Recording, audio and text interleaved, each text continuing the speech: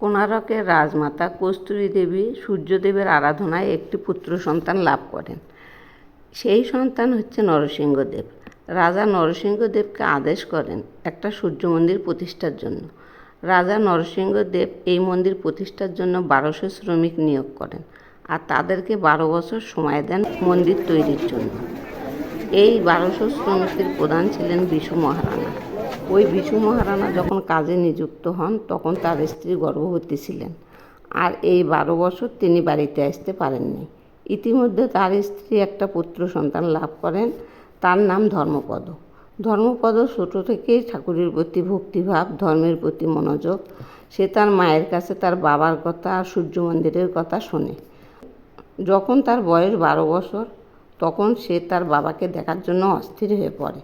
বাধ্য হয়ে তার মা তার সঙ্গে একটা বাড়ির পোষ্য কুকুর দেয়। ইতিমধ্যে ধর্মপদ মন্দিরে পৌঁছায় আর তার বাবার সঙ্গে পরিচয় হয়।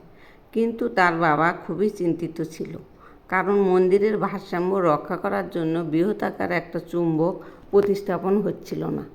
এদিকে প্রাণ প্রতিষ্ঠার আর মাত্র 7 দিন বাকি। ধর্মপদ তখন বলে, তোমাদের কাজের কিছু ত্রুটি আছে, ওগুলো আমি ঠিক করে দিচ্ছি। সে তখন উপরে উঠে যায় আর ওগুলি ঠিক করে সঙ্গে সঙ্গে চুম্বক প্রতিস্থাপন হয়ে যায়।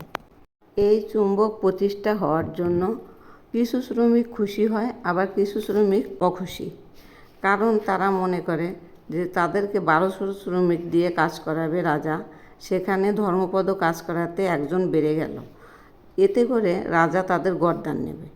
একথা শুনে ধর্মপদর মন খুব খারাপ হয়ে যায়।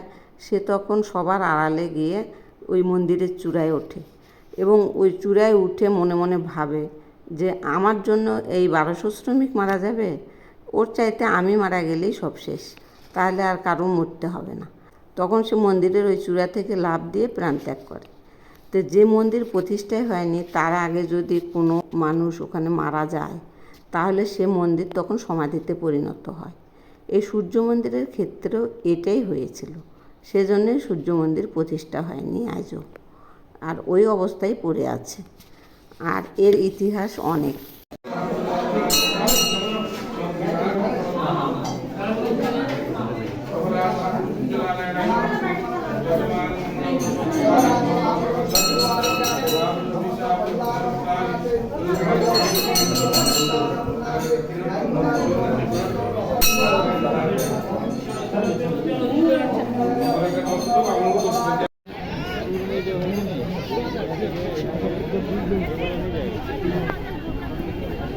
চিড়িয়াখানা বন থাকলে ওখানে